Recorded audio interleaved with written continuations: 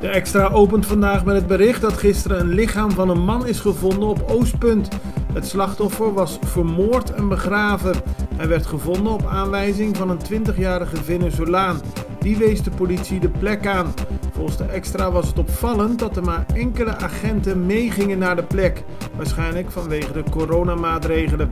Het slachtoffer is de 50-jarige Angel Rodriguez, die sinds 7 februari als vermist was opgegeven. Volgens de interim-president van de Centrale Bank van Curaçao en Sint Maarten, José Jardim, beschikken beide landen niet over de financiële ruimte om de coronacrisis op te vangen.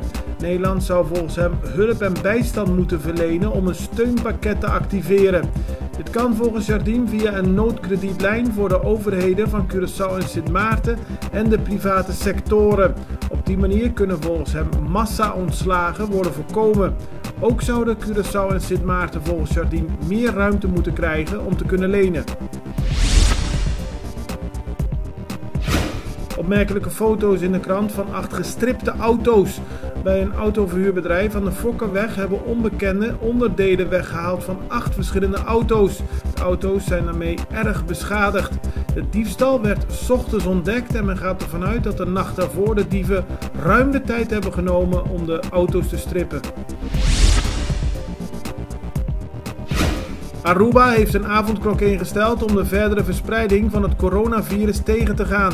Vanaf morgen mag niemand tussen 9 uur 's avonds en 6 uur 's ochtends op straat zijn. Overtreders kunnen een boete van maximaal 10.000 Arubaanse florijn krijgen. Op Aruba zijn sinds de uitbraak van de coronacrisis 5 besmettingen geregistreerd.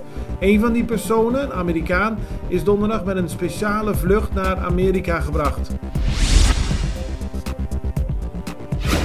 Met Extra Journaal blijft u in het Nederlands op de hoogte van de laatste ontwikkelingen op Curaçao.